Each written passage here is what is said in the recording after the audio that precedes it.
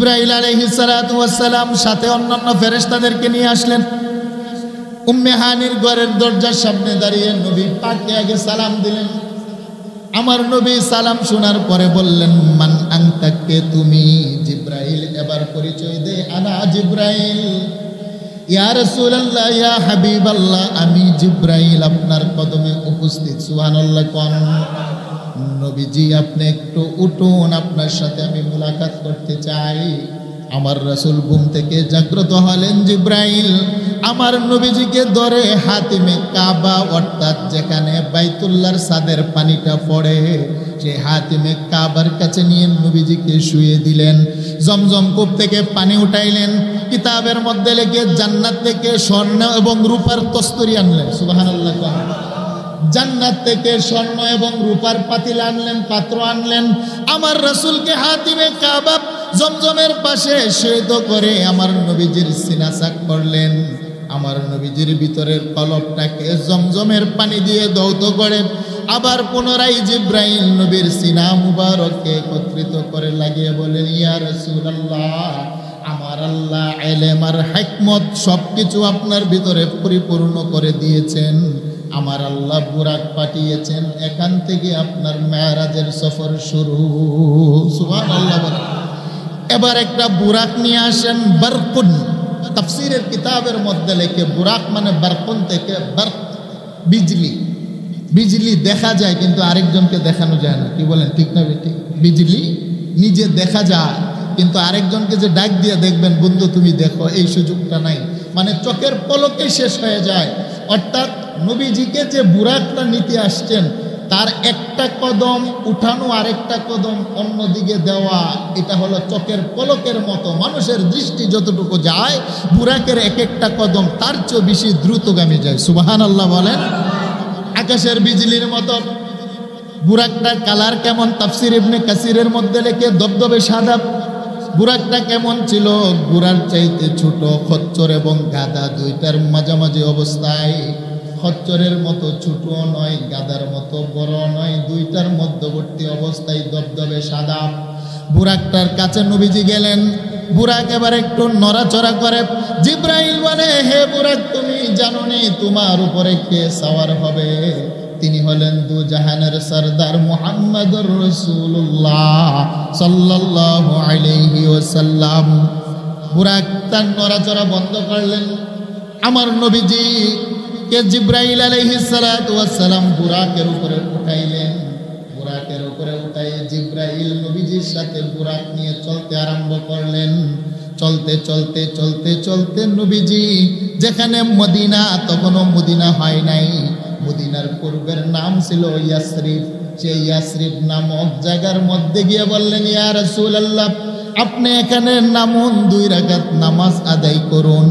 আমার নবীজি বুরাক থেকে নামলেন, 2 রাকাত নামাজ আদায় করলেন। সুবহানাল্লাহ।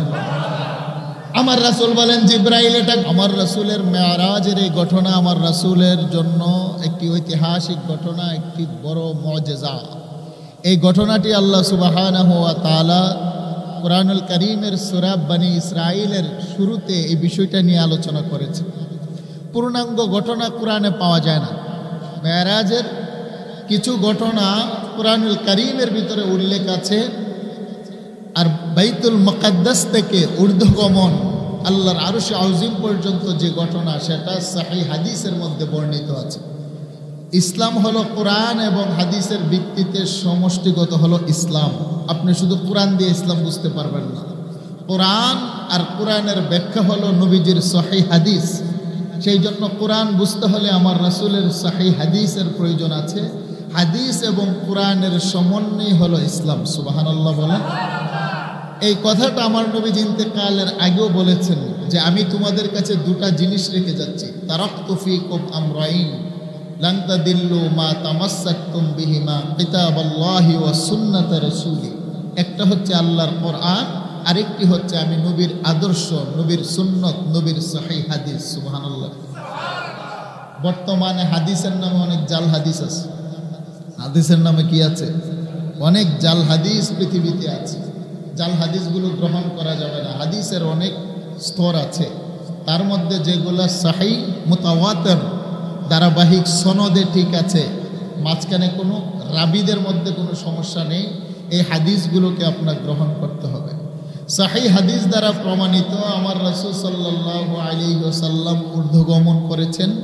আল কুরআনুল কারীমের আয়াত দ্বারা আল্লাহ ঘটনা বর্ণিত করেছেন। বাইতুল্লাহ থেকে বাইতুল মুকাদ্দাসে আমার রাসূলকে রাত্রির বেলা আমার আল্লাহ জিবরাইলের মাধ্যমে বুরাকের পিঠে সাওয়ার করে আল্লাহ পাক রাত্রে সফর করিয়েছেন। সুবহানাল্লাহ। এটা আমার রাসূলের ঐতিহাসিক একটি ঘটনা। নবীজি মক্কা থেকে হিজরত করে মদিনাতে যাওয়ার পূর্বে, কিছুদিন পূর্বে ঘটনাটি সংঘটিত হয়। আমার রাসূল সাল্লাল্লাহু আলাইহি ওয়াসাল্লামের প্রথম স্ত্রী ছিলেন আম্মাজান খাদিজাতুল কুবরা। তিনার ইন্তেকাল হয়ে যায়। আম্মাজানের ইন্তেকালের পরে নবীজি প্রচুর ব্যথিত হন। কেন? আমার রাসূল যখন ওহী অবতীর্ণ হতেন, গারে সুরের মধ্যে আমার রাসূল ধ্যানে বসতেন। জিবরাইল আলাইহিস সালাতু ওয়াস সালাম এসে আমার রাসূলের কাছে প্রাথমিক অবস্থায় পাহাড়ের মধ্যে সাক্ষাৎ করতেন। কুরআনুল কারীমের সর্বপ্রথম যে আয়াত কারীমা অবতীর্ণ হয় ইকরা, সূরা ইকরার এই যে 5টি আয়াত কারীমা নবীজির উপরে অবতীর্ণ হওয়ার পরে নবীজির প্রচণ্ড জ্বর ওঠে, দেহের ভিতরে তাপ উঠে যায়। নবীজি কাঁপতে কাঁপতে আম্মাজান খাদিজাতুল কুবরার বাসাতে আসলেন, তিনার গৃহে আসলেন। এসে বললেন, জাম্মিলুনি জাম্মিলুনি খাদিজা, আমার তো প্রচণ্ড দেহের ভিতরে তাপ, তুমি কম্বল দিয়ে আমাকে জড়িয়ে দেরো, মনে হয় যে আমি হালাক হয়ে যাব। নবীজি এটা বরদাস্ত করতে পারছেন না প্রাথমিক অবস্থায়। তা খাদিজাতুল কুবরা, বুখারী কিতাবুল ওহী প্রথম অধ্যায়ে ঘটনা আসছে।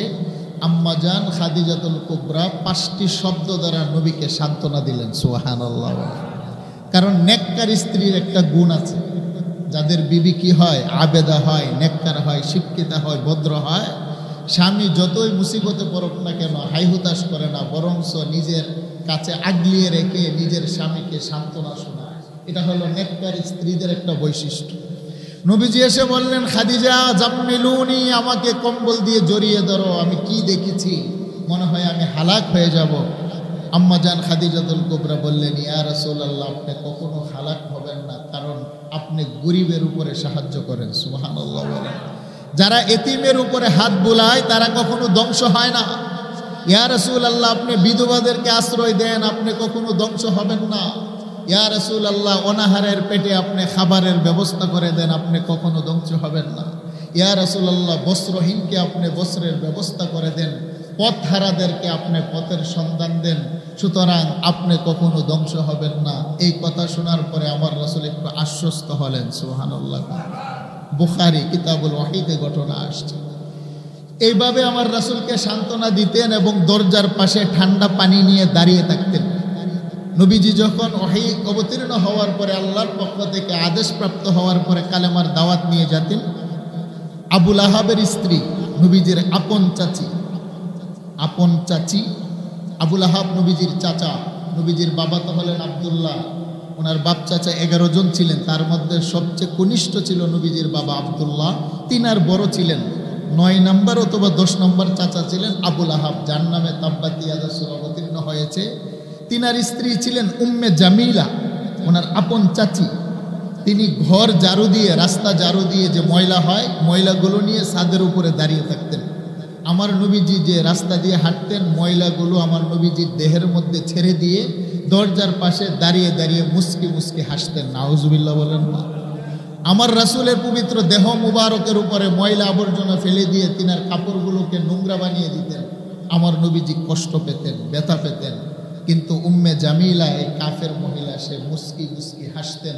আমার নবীজি ময়লাযুক্ত কাপড় নিয়ে দৌড়িয়ে পবিত্র হওয়ার জন্য বাড়িতে যেতেন। খাদিজাতুল কুবরা ঠান্ডা পানি দিয়ে আমার রাসূলের দেহ মুবারক পরিষ্কার করতেন আর সান্ত্বনা দিতেন। সুবহানাল্লাহ। আমার রাসূল যখন সেজদায় যেতেন, আবু জাহেল, আবু লাহাব তারা প্রতিযোগিতায় নামতেন যে উটের মরা ভুঁড়ি পচা দুর্গন্ধযুক্ত মুহাম্মদের ঘাড়ের উপরে কে চাপিয়ে দিতে পারবে, সে হবে বীর পুরুষ। মক্কার কাফেররা দৌড়িয়ে উটের নারী গরুগুলো রাসূলুল্লাহর ঘাড়ের উপরে চাপ দিয়ে ধরতেন। খাদিজাতুল কুবরা, ছোট্ট মেয়ে ফাতেমা দৌড়িয়ে এসে ভুঁড়িগুলোকে সরাতেন। আম্মাজান খাদিজাতুল কুবরা নিজের আঁচল দিয়ে আমার রাসূলের মাথা থেকে ময়লাগুলো পরিষ্কার করতেন। যখন নবীজি আম্মাজান খাদিজাতুল কুবরার ইন্তেকাল হয়ে যায়, নবীজি বাইতুল্লাহর পাশে দাঁড়িয়ে দাঁড়িয়ে নীরবে নীরবে কাঁদেন। আমাকে আজকের পর থেকে সান্ত্বনা কে শোনাবে? দরজার পাশে ঠান্ডা পানি নিয়ে আমার জন্য কে দাঁড়াবে? ইসলামের প্রাথমিক যুগে আর্থিকভাবে সবচাইতে বেশি যিনি সাপোর্ট করেছেন তিনি হলেন আম্মাজান খাদিজাতুল কুবরা। সুবহানাল্লাহ বলেন। কারণ উনি দণ্ডাঢ্য ছিলেন। আমার রাসূলের সাথে বিবাহ বন্ধন হয়েছে তিনার পক্ষ থেকে। তিনি গিয়েছিলেন ব্যবসার কাজে, কাপড়ের বিজনেসের জন্য চাচার সাথে, কিন্তু মূল দনটা ছিল খাদিজাতুল কুবরা। আমার রাসূলের বয়স ছিল 25, তিনার বয়স 40। আমার রাসূলের সততা, দিনদারিত্ব, আমানতদারি দেখে তিনার চাচা আবু তালেবের কাছে প্রস্তাব দিলেন। আল্লাহর পক্ষ থেকে ইশারা ইঙ্গিত পাওয়ার পরে আমার নবীজিও খাদিজাতুল কুবরাকে বিবাহ করলেন। বিবাহের পরে খাদিজাতুল কুবরা স্থাবর অস্থাবর যত সম্পত্তি সব কিছু এনে নবীর কদমে ঢেলে দিয়ে বললেন, ইয়া রাসূলুল্লাহ, আজকে থেকে আমার সমস্ত সম্পত্তির মালিক আপনি। ইসলামের জন্য আপনি 2 হাতে খরচ করুন। নবীজি বলেন, আমার হাতে যখন কোনো টাকা পয়সা ছিল না, প্রাথমিক অবস্থায় খাদিজাতুল কুবরার সম্পত্তি দিয়ে আমি ইসলামের প্রচার প্রসার করেছি। সুবহানাল্লাহ। আমার নবীজি মক্কার এই কালো গিলাফের পাশে দাঁড়িয়ে খাদিজাতুল কুবরার জন্য কান্না করেন। কিছুদিন পরেই নবীজির মাথার ছায়া আবু তালেব, আপন চাচা, তিনারও ইন্তেকাল হয়ে যায়। আবু তালেব তিনিও নবীজির চাচা, কিন্তু তিনি ইমানদার ছিলেন না, না হলেও তিনি আমার রাসূলের পক্ষে ছিলেন। তিনি দাঁড়িয়ে এলান করলেন, আমি মুহাম্মাদের কালিমা পড়িনি, আমি আমার বাপদাদার ধর্মের উপরে অটল অবিচল আছি, কিন্তু মুহাম্মদ হলো আমার রক্তের, আমার বাতিজা, আমার ছোট ভাই আব্দুল্লাহর ছেলে। হে মক্কার সম্প্রদায়, যদি মুহাম্মদের উপরে কোনো একটা ফুলের টোকা পড়ে তাহলে আমি চাচার উপর দিয়ে যাবে। সুবহানাল্লাহ বলেন না? সেই জন্য আবু তালেব যদিও কাফের, কিন্তু চাচা হয়ে বাবার মতো মায়া মমতা করতেন। কিন্তু খাদিজাতুল কুবরা ইন্তেকাল করেছেন, নবীজি একটা বড় কষ্ট পেয়েছেন। দ্বিতীয়বার চাচারও ইন্তেকাল হয়ে যায় একই বছর। সেই জন্য এই বছরটাকে বলা হয় পেরেশানির বৎসর। আমার নবীজি 2জন ব্যক্তিকে হারিয়ে মক্কার পাশে দাঁড়িয়ে নীরবে নীরবে তাহাজ্জুদের নামাজ পড়ে কাঁদেন। আল্লাহ বলেন, জিব্রাইল, আমার বন্ধুকে আমি আল্লাহ সান্ত্বনা দুনিয়াতে দিব না, আমার বন্ধুকে সান্ত্বনা দিব আমার আরশে আউজিমে। সুবহানাল্লাহ বলেন। আমার বন্ধুকে দুনিয়াতে সান্ত্বনা দেওয়ার মতো তো কেউ নাই। খাদিজা নাই, চাচা আবু তালেব নাই, দাদা আব্দুল মুত্তালিবের আগে ইন্তেকাল হয়েছে। আমার বন্ধু শৈশবকালে মা হারিয়েলেন, পেটে অবস্থায় মায়ের পেটে গর্ভে যখন ছিলেন 6 মাস বয়স তখন বাবা হারালেন। আপন চাচা আবুল আহাব, আবু জাহেল নবীর দুশমন। আমার নবীকে সান্ত্বনা কে শোনাবে? জিব্রাইল, যাও আমার বন্ধুকে তুমি সালাম দাও, আমি আল্লাহ আমার বন্ধুকে আমার আরশে আউজিমের মধ্যে ডেকে পাঠাইলাম। সুবহানাল্লাহ বলেন। আর কোন নবী রাসূলকে আমার আল্লাহ তিনার আরশে মুআল্লাতে ডাকেন নাই, একমাত্র আমাদের নবী মুহাম্মদুর রাসূলুল্লাহ সাল্লাল্লাহু আলাইহি ওয়াসাল্লামকে আল্লাহ পাক লৌহে মাহফুজ সিদরাতুল মুনতাহা অতিক্রম করে আমার আল্লাহর আরশে মুআল্লার মধ্যে উঠাইলেন। আল্লাহু আকবার বলবেন না? আল্লাহ পাক এই কথাটা মানব জাতির কাছে বড় আশ্চর্য মনে হয় যে সপ্তম আকাশ পাড়ি দিয়ে সিদরাতুল মুনতাহা লৌহ কলম অতিক্রম করে আল্লাহর আরশ আউজিমের মধ্যে নিয়েছেন। এই কথাটা বড় আশ্চর্যান্বিত একটি ঘটনা, তাআজ্জুব। সেই জন্য আমার আল্লাহ প্রথমে শব্দ ব্যবহার করেছেন সুবহান। সুবহানাল্লাহ বলেন। আমরা অনেক সময় একটা জিনিস যদি আশ্চর্যান্বিত হয় আমরা কি বলি? সুবহানাল্লাহ বলি। কি বলেন? বলি কি বলি না? সেই জন্য আমার আল্লাহ কুরআনুল কারীমের শুরুতে সুবহান শব্দ ব্যবহার করেছেন। মুফাসসিরিন কেরাম ব্যাখ্যা দিয়েছেন আরেকটা অর্থ হতে পারে সুবহান মানে আমার আল্লাহ পবিত্র। সুবহানাল্লাহ বলবেন না? আমার আল্লাহ কি বলেন? পবিত্র। আমার আল্লাহ নিজের পবিত্রতা বর্ণনা করে প্রথমে এই ঘটনা উল্লেখ করছেন। আমার নবীজি ছিলেন উম্মে হানির ঘরে, মক্কা জমজম কূপের পাশে নবীজি ছিলেন উম্মে হানির ঘরে। রজব মাসের 27 তারিখ, মতানৈক্য আছে 1-2 দিন। উম্মে হানির ঘরে আমার রাসূল এশারের নামাজ আদায় করে শায়িত আছেন। আমার আল্লাহ গভীর রজনী দিয়ে জিব্রাইলকে ডেকে পাঠাইলেন, জিব্রাইল বুরাক নিয়ে যাও, আমার বন্ধুর কদম মুবারকে গিয়ে সালাম জানাও, আমি আল্লাহ আমার বন্ধুকে আমার বাড়িতে ডেকেছি। সুবহানাল্লাহ বলেন। আল্লাহ কথাটা উল্লেখ করলেন, সুবহানাল্লাযী আসরা বিআবদিহি লাইলাম মিনাল মাসজিদিল হারাম। সুবহানাল্লাযী আসরা বিআবদিহি লাইলাম মিনাল মাসজিদিল হারাম ইলাল মাসজিদিল আকসা। আল্লাহ বলেন, জগতের মানুষ, সুবহান, আমি আল্লাহ পবিত্র। আল্লাযী আসরা বিআবদিহি, আমি মালিক। রাত্রের বেলা আমার এক গোলাম, গোলাম মানে আমার বন্ধু মুহাম্মদ। আল্লাহ বলেন, আমার বন্ধু মুহাম্মদকে রাত্রের কিছু অংশে মসজিদে হারাম থেকে মসজিদে আকসা পর্যন্ত আমি আল্লাহ ভ্রমণ করালাম। সুবহানাল্লাহ বলেন।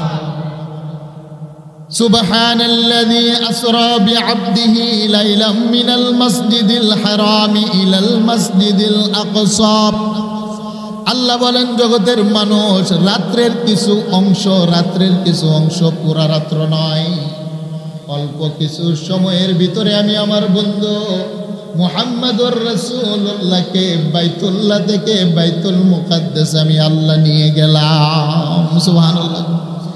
ঘটনাটি হলো, আমার রাসূল উম্মে হানির ঘরের মধ্যে শায়িত ছিলেন। এশারের নামাজ আদায় করে আমার রাসূল উম্মে হানির ঘরের ভিতরে ঘুমাইলেন। শেষ রজনীতে আমার আল্লাহ জিব্রাইলকে ডেকে পাঠাইলেন, জিব্রাইল, আমার বন্ধুর বাড়িতে গিয়ে উম্মে হানির ঘরের মধ্যে গিয়ে সরাসরি ডাক দিবে না, বরং দরজার পাশে দাঁড়িয়ে আমার বন্ধুকে তুমি সালাম দিবে। সুবহানাল্লাহ। জিব্রাইল নবীর বাড়ির সামনে এসে প্রথমেই নবীকে নাম ধরে ডাকেন নাই। আদব শিষ্টাচার আমার আল্লাহ শিক্ষা দিলেন, আমার বন্ধুকে প্রথম সালাম দিবে, তারপরে কথা বলবে। জিব্রাইল আমিন আমার নবীর দরজার সামনে দাঁড়িয়ে প্রথমে সালাম দেন, আসসালাতু ওয়াসসালামু আলাইকা ইয়া রাসূলুল্লাহ, আসসালাতু ওয়াসসালামু আলাইকা ইয়া হাবিবাল্লাহ, আসসালাতু ওয়াসসালামু আলাইকা ইয়া শাফিআল মুজনাবিন, আসসালাতু ওয়াসসালামু আলাইকা ইয়া রাহমাতান লিল আলামিন। আল্লাহু আকবার। এটাই হলো নিয়ম, প্রথমে সালাম দিতে হয়। সেই জন্য আমরা যখন নবীর রওজাতে জিয়ারতে যাই, প্রথম কি বলি? সালামটা দেই কি দেয় না? আরেকটু জুড়ে বলেন, দেই কি দেয় না? আগে সালাম, তারপরে মনের কথা। আমার নবীজিও যখন আল্লাহর দরবারে গেলেন, আগে সালাম দিলেন। আদম আলাইহিস সালাতু ওয়াস সালামকে যখন আল্লাহ ইউনফাখু ফীহির রূহ, দেহ বানিয়ে তিনার নাক দিয়ে রূহ দিলেন। আদম নবীর রূহ কান দিয়ে জবান দিয়ে দেন নাই, নাক দিয়ে দিলেন। বুখারীর বর্ণনা, প্রথম খণ্ডের হাদিস। আল্লাহ পাক আদম নবীর নাক দিয়ে আদমের রূহ দিলেন। রূহ দেওয়ার পরে তিনি দাঁড়ালেন। দাঁড়ানোর পরে আল্লাহ বললেন, আদম, প্রথমেই তুমি ফেরেশতারা যে দাঁড়িয়ে দেখছে, তোমাকে তৈরি করেছি, তুমি তাদেরকে সালাম দাও। সুবহানাল্লাহ। তাহলে প্রথম হলো সালাম, তারপরে হলো কথা। জিব্রাইল আলাইহিস সালাতু ওয়াস সালাম সাথে অন্যান্য ফেরেশতাদেরকে নিয়ে আসলেন। উম্মে হানির ঘরের দরজার সামনে দাঁড়িয়ে নবী পাককে আগে সালাম দিলেন। আমার নবী সালাম শোনার পরে বললেন, মান আনতা, কে তুমি? জিব্রাইল এবার পরিচয় দেয়, আনা জিব্রাইল, ইয়া রাসূলুল্লাহ, ইয়া হাবিবাল্লাহ, আমি জিব্রাইল আপনার কদমে উপস্থিত। সুবহানাল্লাহ। কোন নবীজি, আপনি একটু উঠুন, আপনার সাথে আমি মুলাকাত করতে চাই। আমার রাসূল ঘুম থেকে জাগ্রত হলেন। জিব্রাইল আমার নবীজিকে ধরে হাতিমে কাবা, অর্থাৎ যেখানে বাইতুল্লাহর ছাদের পানিটা পড়ে, সেই হাতিমে কাবার কাছে নিয়ে নবীজিকে শুয়ে দিলেন। জমজম কূপ থেকে পানি উঠাইলেন। কিতাবের মধ্যে লেখে জান্নাত থেকে স্বর্ণ এবং রূপার তস্তরি আনলেন। সুবহানাল্লাহ। জান্নাত থেকে স্বর্ণ এবং রূপার পাতিল আনলেন, পাত্র আনলেন। আমার রাসূলকে হাতিমে কাবা জমজমের পাশে শয়িত করে আমার নবীজির সিনা সাক করলেন। আমার নবীজির ভিতরের কলবটাকে জমজমের পানি দিয়ে ধৌত করে আবার পুনরায় জিব্রাইল নবীর সিনা মুবারককে একত্রিত করে লাগিয়ে বলেন, ইয়া রাসূলুল্লাহ, আমার আল্লাহ ইলম আর হিকমত সবকিছু আপনার ভিতরে পরিপূর্ণ করে দিয়েছেন। আমার আল্লাহ বুরাক পাঠিয়েছেন, এখান থেকে আপনার মেরাজের সফর শুরু। সুবহানাল্লাহ। এবার একটা বুরাক নিয়ে আসেন, বারকুন। তাফসীরের কিতাবের মধ্যে লেখে বুরাক মানে বারকুন থেকে বারক, বিজলি। বিজলি দেখা যায় কিন্তু আরেকজনকে দেখানো যায় না। কি বলেন, ঠিক না বেঠিক? বিজলি নিজে দেখা যায় কিন্তু আরেকজনকে যে ডাক দিয়ে দেখবেন, বন্ধু তুমি দেখো, এই সুযোগটা নাই। মানে চোখের পলকে শেষ হয়ে যায়। অর্থাৎ নবীজিকে যে বুরাকটা নিতে আসছেন তার একটা কদম উঠানো আরেকটা কদম অন্যদিকে দেওয়া, এটা হলো চোখের পলকের মতো। মানুষের দৃষ্টি যতটুকু যায় বুরাকের এক একটা কদম তার চেয়ে বেশি দ্রুতগামী যায়। সুবহানাল্লাহ বলেন। আকাশের বিজলির মতো। বুরাকটার কালার কেমন? তাফসির ইবনে কাসিরের মধ্যে লেখে দবদবে সাদা। বুরাকটা কেমন ছিল? বুরার চাইতে ছোট, খচ্চর এবং গাদা দুইটার মাঝামাঝি অবস্থায়। খচ্চরের মতো ছোট নয়, গাদার মতো বড় নয়, দুইটার মধ্যবর্তী অবস্থায় দবদবে সাদা। বুরাকটার কাছে নবীজি গেলেন। বুরাক এবার একটু নড়াচড়া করে।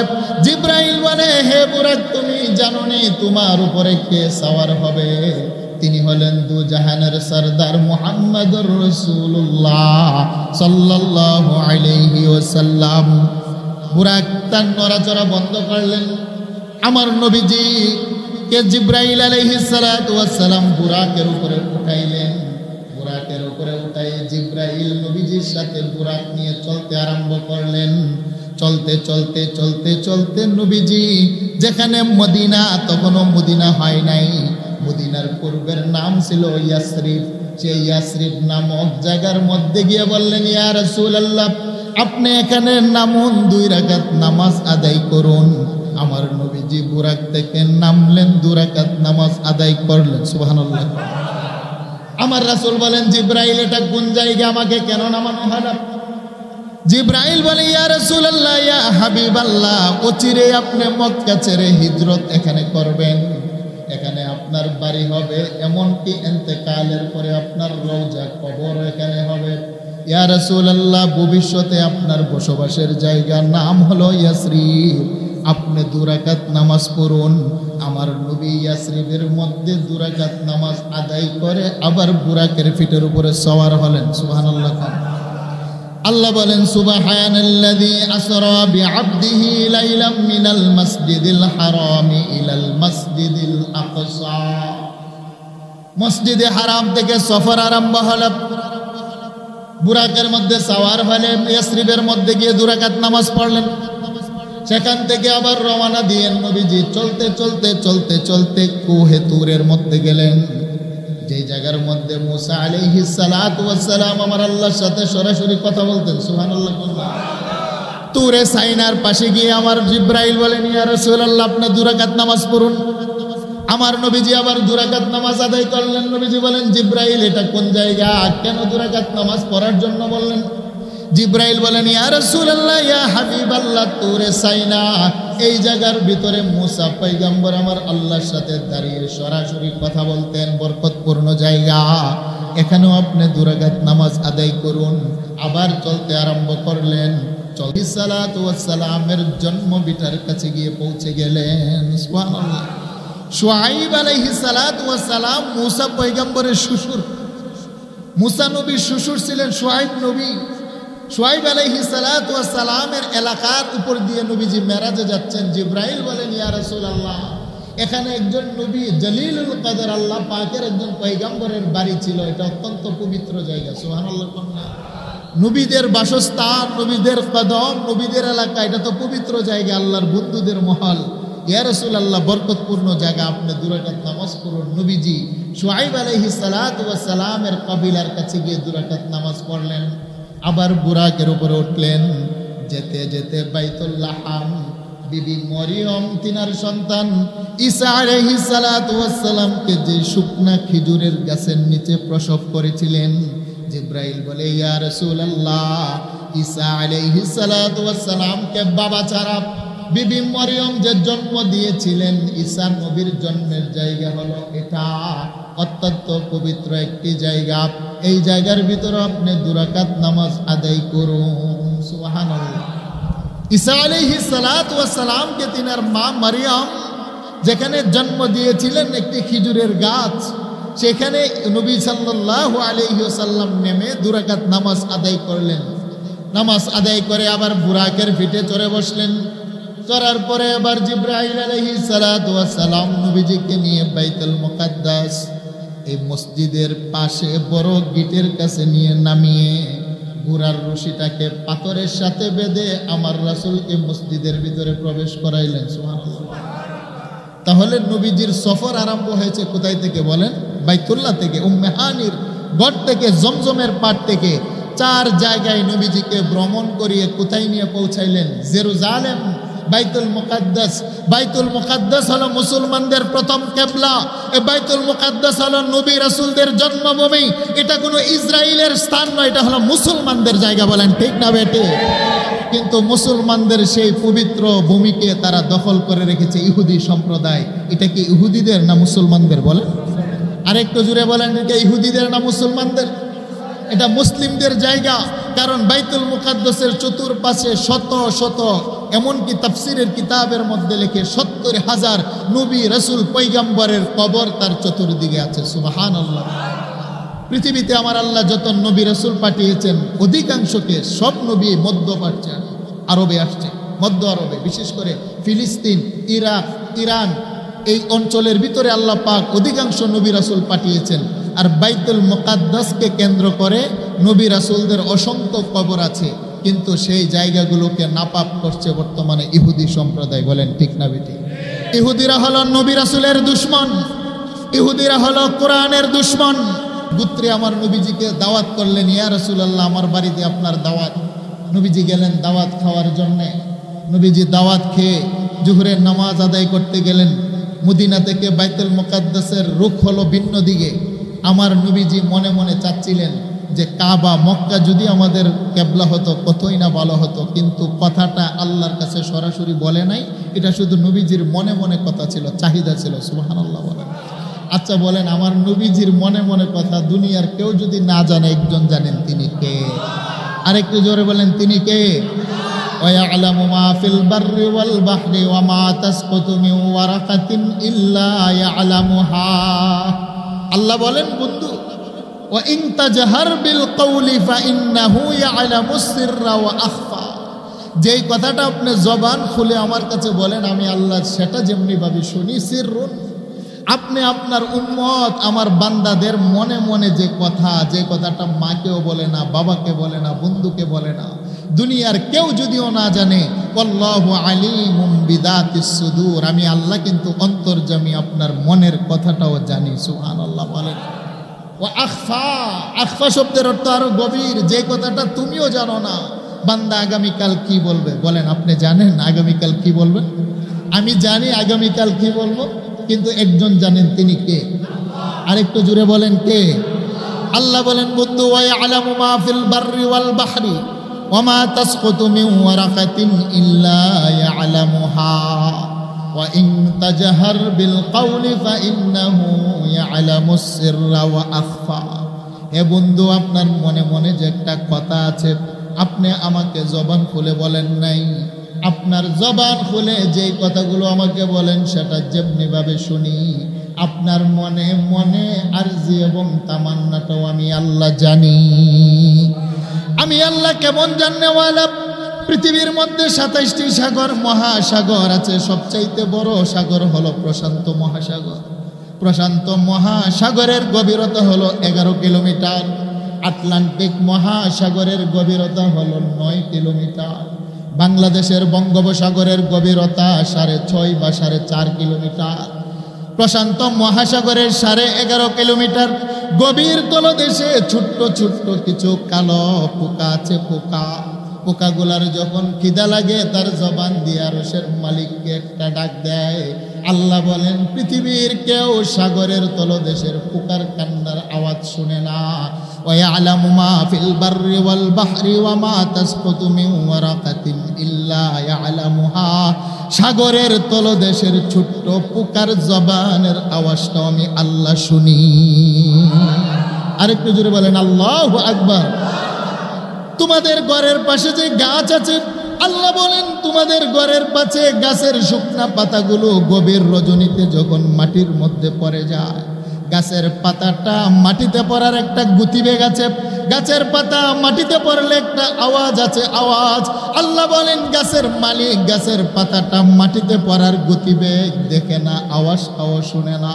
ويعلم ما في البر والبحر وما تسقط من ورقة إلا يعلمها গাছের পাতাটা গভীর রজনীতে মাটিতে পড়ার যে একটা আওয়াজ হয়, আওয়াজ আমি আল্লাহ এত বড় শুননেওয়ালা দেখনেওয়ালা আরশে আযীম থেকে গাছের পাতার আওয়াজটাও আমি মালিক শুনতে পাই। আর একটু জোরে বলেন আল্লাহু আকবার। সুবহানাল্লাযী আসরা বিআবদিহি লাইলাম মিনাল মাসজিদিল হারাম ইলাল মাসজিদিল আকসা। আল্লাহ বলেন আমি আমার বন্ধুকে রাত্রের কিছু অংশের মধ্যে বাইতুল্লাহ থেকে বাইতুল মুকাদ্দাসে নিয়ে গেলাম। কথা চলতেছিল মুসলমানদের কিবলা হলো বাইতুল মুকাদ্দাস। বনু সালামার গোত্রে নবীজি গোত্রে দুপুরের খাবার খেয়ে তিনি 2 রাকাত না 4 রাকাত জোহরের নামাজ পড়ার জন্য বাইতুল মুকাদ্দাসের দিকে চেহারা ফিরাইলেন। নবীজি মাঝে মাঝে তিনার চেহারা আকাশের দিকে উঠাতেন। আল্লাহ কখন বিধান নাজিল করবেন যে বাইতুল্লাহ যেন মুসলমানদের কিবলা হয়ে যায়। সুবহানাল্লাহ বলেন। আমার নবীজির এই মনের তামান্না আল্লাহ দেখেন। মঙ্গলবারের দিন জোহরের নামাজ 2 রাকাত নবীজি বাইতুল মুকাদ্দাসের দিকে চেহারা করে পড়ে ফেলেছেন। আরো কয় রাকাত বাকি আছে বলেন? জোহরের নামাজ কয় রাকাত? 2 রাকাত নবীজি পড়েছেন কোথায়? বাইতুল মুকাদ্দাসের দিকে চেহারা করে। আর বাকি 2 রাকাত পড়ার জন্য 3য় রাকাতের রুকুতে যাবেন। এই মুহূর্তে জিবরাইল নবীজির কানের কাছে এসে বলেন, ইয়া রাসূলুল্লাহ ইয়া হাবিবাল্লাহ ফাওয়াল্লি ওয়াজহাকা ফাআইনামা তুওয়াল্লু ফাওয়াল্লি ওয়াজহাকা শাতরাল মাসজিদিল হারাম। ইয়া রাসূলুল্লাহ আমার আল্লাহ এই মুহূর্তে তিনি ফয়সালা করেছেন, সিদ্ধান্ত নিয়েছেন বাকি 2 রাকাত নামাজ বাইতুল্লাহর দিকে চেহারা করে পড়েন। এই মুহূর্ত থেকে কিয়ামত পর্যন্ত আপনি আপনার উম্মতের জন্য বাইতুল মুকাদ্দাসকে আমার আল্লাহ রহিত করে বাইতুল্লাহকে কিবলা হিসাবে ঘোষণা করে দিলেন।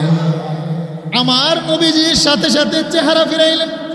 সেই জন্য সম্মানিত হাজিরিন, যারা মক্কাতে হজে যান দেখবেন একটা মসজিদ আছে জুল কিবলাতাইন, 2 কিবলার মসজিদ। পাইছেন নি কেউ? আপনারা কে পেয়েছেন 2 কিবলার মসজিদ? পাইছেন? 2 কিবলার মসজিদ জুল কিবলাতাইন। 2 কিবলা কেন? আমার নবীজি 2 রাকাত নামাজ পড়েছিলেন বাইতুল মুকাদ্দাসের দিকে, সেই জন্য ওই দিকে একটা কি আছে বলেন? মিম্বর আছে, মেহরাব আছে। আবার 2 রাকাত নামাজ পড়েছিলেন কোথায়? ওই মসজিদের ভিতরে নবীজি বাইতুল্লাহর দিকে। কোরআনের এই আয়াত অবতীর্ণ হওয়ার পরে সেই জন্য আজও পর্যন্ত জুল কিবলা 2 কিবলার মসজিদ বলু সালামার গোত্রে এখন পর্যন্ত অক্ষত অবস্থায় আছে। সুবহানাল্লাহ বলেন না? তাহলে মুসলমানদের প্রথম কিবলা ছিল কোনটা বলেন? বাইতুল মুকাদ্দাস, যেখানে আমার রাসূলও 17 মাস নামাজ পড়েছেন। কিন্তু সেই মসজিদকে দখল করে রেখেছে কারা? জোরে বলেন? ইহুদি সম্প্রদায়। সুতরাং ইহুদিরা আমাদের দুষ্ট নয়, তারা হলো আমাদের দুশমন। কথাটা কার? আরেকটু জোরে বলেন, কথাটা কার? আমার নবীজি বাইতুল মুকাদ্দাসের বাহিরে গেলেন। আমার আল্লাহ প্রথম থেকে সমস্ত নবী রাসূলকে বাইতুল মুকাদ্দাসের ভিতরে উপস্থিত করে রাখলেন আমার নবীজির শান বোঝানোর জন্য। সুবহানাল্লাহ। সমস্ত নবী রাসূলগণ বাইতুল মুকাদ্দাসের ভিতরে উপস্থিত। এবার 2 রাকাত নামাজ পড়াবেন। কে নামাজ পড়াবেন? জিবরাইল। আমার নবীর দিকে তাকান। অন্যান্য নবীগণ আদম পয়গম্বরের দিকে তাকান। কারণ আদম পয়গম্বর হলো মুসলিম মিল্লাত নয়, শুধু মানব জাতির পিতা বাবা আদম। সকলে মনে করছেন যেহেতু আদম হলো আমাদের সকলের বাবা, তিনি 2 রাকাত নামাজের ইমামতি করবেন। আবার কেহ দাঁড়ান ইব্রাহিম পয়গম্বর মুসলিম মিল্লাতের বাবা, তিনি নামাজ পড়াবেন। বলেন মুসলিম মিল্লাতের জাতির পিতা কে? আরেকটু জুড়ে বলেন, আরেকটু জুড়ে বলেন, আরেকটু জুড়ে বলেন। বলেন আমাদের জাতির পিতাকে? আত্তাখাযু ইব্রাহিমা খলিলা। ইব্রাহিম পয়গম্বরকে আল্লাহ বন্ধু বানিয়েছেন। মিল্লাতা আবিকুম ইব্রাহিম হুয়া সাম্মাকুমুল মুসলিমিন।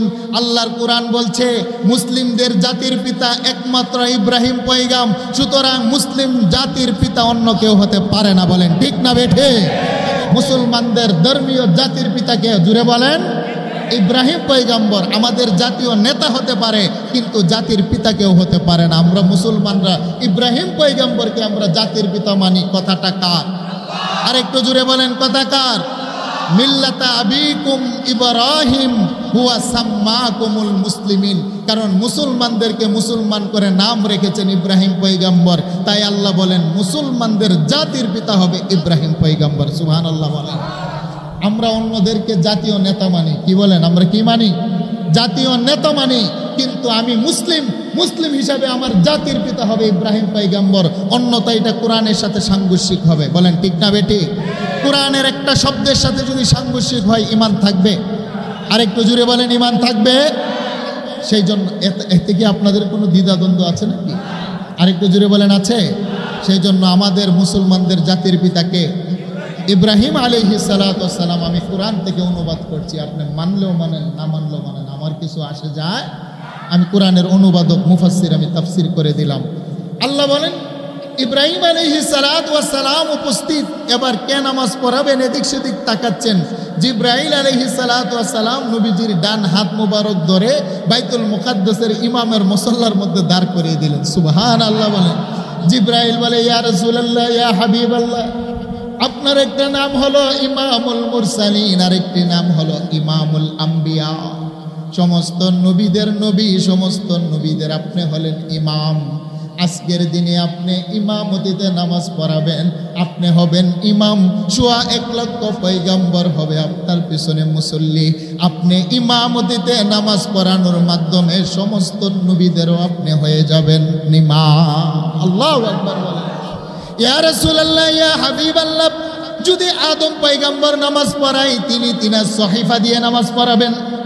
ইব্রাহিম পয়গম্বর যদি নামাজ পড়ান, তিনি তিনার সহিফা দিয়ে নামাজ পড়াবেন। দাউদ পয়গম্বর যদি নামাজ পড়ায়, তিনি জাবুর দিয়ে নামাজ পড়াবেন।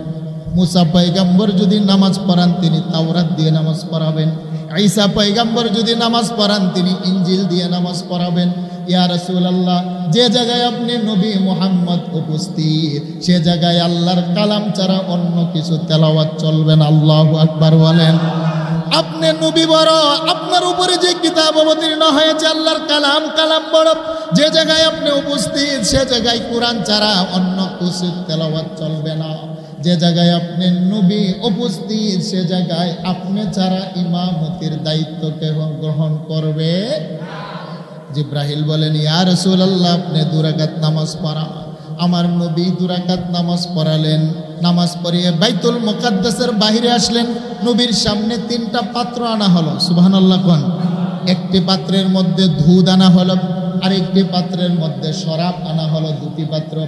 আমার নবীজি শরাবের পাত্র গ্রহণ করেন নাই, আমার নবীজি দুধের পাত্র গ্রহণ করে তিনি চুমুক দিয়ে পান করলেন। জিব্রাইল বলেন ইয়া রাসূলুল্লাহ, আপনি যদি শরাবের পাত্র গ্রহণ করতেন, তাহলে আপনার উম্মত সমস্তগুলো পথভ্রষ্ট হয়ে যেত। আপনি দুধ পান করানে আল্লাহ আপনার উম্মতকে একসাথে ধ্বংস আর ক্ষতি করবেন না। আপনার উম্মতকে আমার আল্লাহ হেফাজতের দায়িত্ব নিয়ে নিলেন। সুবহানাল্লাহ। এবার আমার রাসূলকে আমার আল্লাহ উপরের দিকে নেবেন। এবার রফরফ আসলো। জিব্রাইল আমার নবীকে নিয়ে রফরফের মধ্যে উঠলেন, গালিচা সিঁড়ির মধ্যে উঠলেন। প্রথম আকাশের মধ্যে গিয়ে পয়গম্বর আদমের সাথে মোলাকাত হলেন। আদম পয়গম্বর সালাম জানালেন। দ্বিতীয় আকাশের মধ্যে গেলেন, তৃতীয় আকাশে গেলেন। ঈসা পয়গম্বরের সাথে সাক্ষাৎ হলেন। ইউসুফ পয়গম্বরের সাথে মুলাকাত, মুসা পয়গম্বরের সাথে মুলাকাত, সমস্ত নবীদের সাথে মুলাকাত করে সিদরাতুল মুনতাহার মধ্যে গেলেন। সিদরাতুল মুনতাহা হলো একটা বড়ই গাছ, যেখানে হলো আকাশের সীমানা শেষ, আল্লাহ পাকের আরশ আযিমের সীমানা শুরু। সুবহানাল্লাহ কোন? সুবহানাল্লাযী আসরা বিআবদিহি লাইলাম মিনাল মাসজিদিল হারাম ইলাল মাসজিদিল আকসা। এই যে মসজিদে হারাম থেকে মসজিদে আকসা পর্যন্ত যে সফর, এই কথাটা আমার আল্লাহ কোরআনে বলেছেন। আল মসজিদে আকসা থেকে যে ঊর্ধ্বগমন, সেই কথাটা আমার নবীজি হাদিসে বলেছেন। সুবহানাল্লাহ। সেই জন্য মেরাজ বুঝতে হলে কোরআনও লাগবে, হাদিসও লাগবে। বলেন কি লাগবে? কোরআন এবং হাদিস। কোন নবীর সাথে কি মুলাকাত হলো, আরো সব আল্লাহর সাথে কি কথা হলো, সেই কথাটা কোরআনে নাই। সেই কথাটা কোথায় আছে? নবীজির হাদিসের মধ্যে আছে। সিদরাতুল মুনতাহা যাওয়ার পরে জিব্রাইল বলে ইয়া রাসূলুল্লাহ, আমি তো আর যেতে পারবো না। আল্লাহ পাক রফরফ নামক একটা গালিচা পাঠাইলেন। আমার নবীজি উঠলেন। আমার নবীজিকে আমার আল্লাহ তিনি তিনার আরশে মুআল্লাতে নিলেন। এই কথাটা নিয়ে দ্বন্দ্ব আছে। এই কথাটা নিয়ে মুহাদ্দিসিনের মধ্যে দ্বন্দ্ব। কেহ বলে নবীজির মেরাজ হয়েছে স্বপ্নে, আর আমরা যারা ইমামে আজম আবু হানিফা রহমতুল্লাহ আলাই আমরা যারা মাযহাব মানি, আমরা যারা কি মানি বলেন? মাযহাব মানি। আমাদের ইমামের নাম কি? ইমামে আজম আবু হানিফা রহমতুল্লাহ আলাই, আমাদের মাযহাবের ইমাম আবু হানিফা রহমতুল্লাহ আলাই। এবং আমরা যারা আকায়েদের ক্ষেত্রে ইমাম মুতাজিলিকে আমরা যারা মানি, আমাদের বিষয় হলো কয়েকটি হাদিস, সহিহ হাদিস, সেটার আলোকে আমরা বলি যে আমার নবীজির সশরীরে মেরাজ হয়েছে। আমাদের দলিল হলো আব্দিহি, এই শব্দটা। সুবহানাল্লাহ বলেন।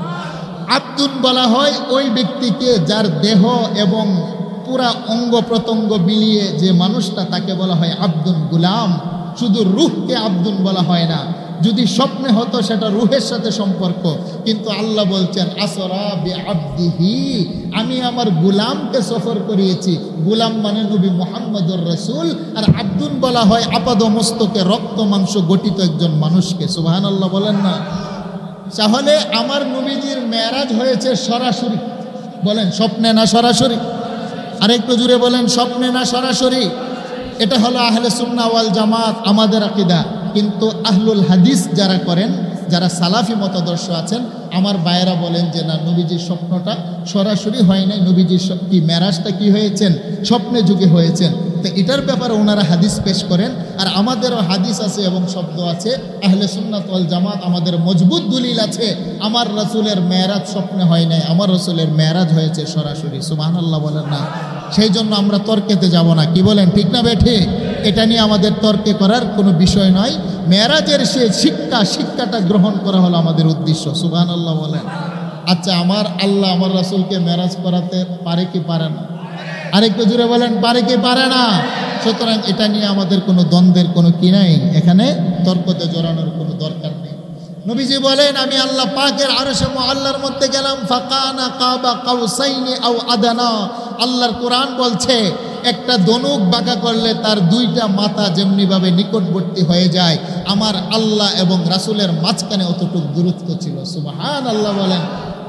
এবার আমার রাসূল আমার আল্লাহকে সালাম দিলেন যে আল্লাহ, আমার জীবনের জবানের ইবাদত, শারীরিক ইবাদত, সমস্ত ইবাদতগুলো আমি গাঁটুরি বেঁধে আপনার দরবারে আমি নিয়ে আসলাম। সুবহানাল্লাহ বলেন। আত-তাহিয়াতু লিল্লাহি ওয়াস-সালাওয়াতু ওয়াত-তাইয়্যিবাত, আসসালামু আলাইকা আইয়ুহান নাবিয়্যু ওয়া রাহমাতুল্লাহি ওয়া বারাকাতুহু। আল্লাহ বলেন, বন্ধু আপনার সমস্ত প্রশংসা পেয়ে আমি আল্লাহ খুশি হয়ে গেলাম, তবে আমি আল্লাহ ও রহমত বরকত সবকিছু আপনাকে দিয়ে দিলাম। আমার নবী চিন্তা করলেন যে আল্লাহকে আমি দিলাম প্রশংসা, আল্লাহ আমাকে দিলেন রহমত বরকত, আমার গুনাহগার উম্মত গেল কোথায়? সুবহানাল্লাহ বলবেন। আমার গুনাহগার উম্মত গেল কোথায়? এবার আমার নবী বলেন, আল্লাহ আমার উম্মতকে আমি আমার রহমত আর বরকতের সাথে শামিল করে দিলাম।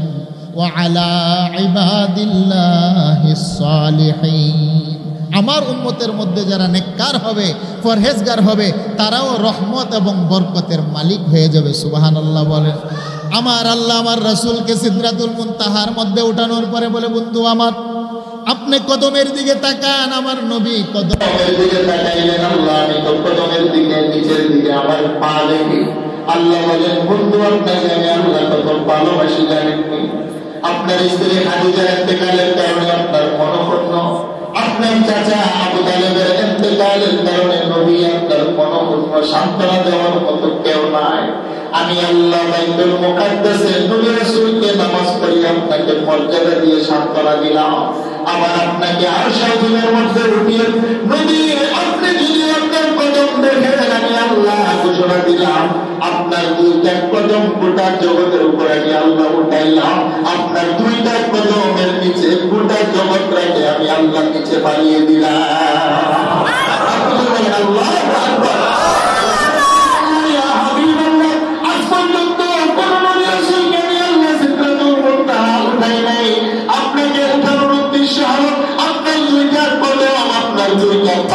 জগতের উপর আমি মালিক উঠিয়ে গোটা জগৎ রাখে আপনার দুইটা নুরানি কদমের নিচে রেখে দিয়ে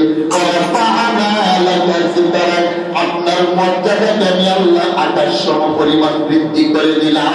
কারণ আপনি হলেন আমি আল্লাহর হাবিব বন্ধু। আপনার আপনার সাথে যে বন্ধুত্ব আমি আল্লাহ করেছি, অন্য কোন নবীর সাথে আপনার মতো আমি আল্লাহ হাবিব করি নাই। বলেন আল্লাহু আকবার। ইব্রাহিম পয়গম্বরের সাথে আল্লাহ খলিল অত্তাখাযু ইব্রাহিম খলিলা, খলিল বলেছেন, কিন্তু আমার নবীকে বলেছেন হাবিব। হাবিব আর খলিল শব্দের ভিতরে পার্থক্য আছে। ডিকশনারির মধ্যে দেখবেন আল্লামা আরাকানি রাহমাতুল্লাহি আলাইহি তাফসীর লিখতে গিয়ে লিখছেন, খলিল বলা হয় এমন বন্ধু যিনি আল্লাহর জন্য সব বিসর্জন দিতে পারেন, আর হাবিব বলা হয় এমন বন্ধু যার জন্য আমার আল্লাহ সব দিয়ে দেন। সুবহানাল্লাহ। আল্লাহু আকবার। আমার আল্লাহ খুশি হয়ে বলেন, বন্ধু আপনাকে আমি আমার দরবারে নিয়ে আসলাম একটা বিশেষ জিনিস দেওয়ার জন্য, সেটা হলো 50 ওয়াক্ত নামাজ। সুবহানাল্লাহ। আমার নবী বড় খুশি হয়ে গেলেন। আমার নবী খুশি হয়ে পয়গম্বর মুসা আলাইহিস সালাতু ওয়াস সালামের কাছে আসার সময় মুলাকাত হলো। পয়গম্বর মুসা বললেন, ইয়া রাসূলুল্লাহ, আপনাকে আল্লাহ কি দিবেন? আমার নবী বলেন, আমি আনন্দ আত্মহারা আমার গুনাহগার উম্মতকে আমার আল্লাহ 50 রাকাত নামাজ দিলেন। মুসা কই, ইয়া রাসূলুল্লাহ, আপনার উম্মতের চাইতে আমার উম্মত বড় শক্তিশালী ছিল, 3 ওয়াক্ত নামাজও তারা আদায় করতে পারে নাই। আপনার উম্মত হবে গুনাহগার, 50 ওয়াক্ত নামাজ আদায় করা তাদের পক্ষে সম্ভব নয়। সুবহানাল্লাহ। কিন্তু আপনি আবার যান, আবার আল্লাহর কাছে আরজি জানাবেন, আল্লাহ বলতো 5 বার করে দিলাম 545, আবার যান, হবে না, আমার উম্মত 3 ওয়াক্ত নামাজও পারে নাই। কারণ মুসা আলাইহিস সালাতু ওয়াস সালামের উম্মতের হায়াত ছিল বেশি। সুবহানাল্লাহ। 100 বছর হায়াত পেতেন, 500 বছর হায়াত পেতেন, তাদের দেহ ছিল 10 হাত লম্বা, আর আমরা তো 3.5 হাত তো হয় না, 2 হাত 2.5 হাত, ঠিক না বেশি? ইয়া রাসূলুল্লাহ, পারবেন আপনার উম্মত 50 ওয়াক্ত নামাজ পড়তে? তারা ব্যস্ত থাকবে, দুনিয়া নিয়ে পড়ে থাকবে, নামাজ পড়বে না। আবার যাই, এইভাবে যেতে যেতে আমার রাসূল গেলেন 9 বার, 5 নম্বর বলে 45 ওয়াক্ত নামাজ আমার আল্লাহ কেটে দিলেন। এবার আমার নবীকে মুসা বলেন, ইয়া রাসূলুল্লাহ, 5 ওয়াক্ত নামাজও পারবেন না। আমার নবী বলেন, আমার বড় লজ্জা হয়। আল্লাহ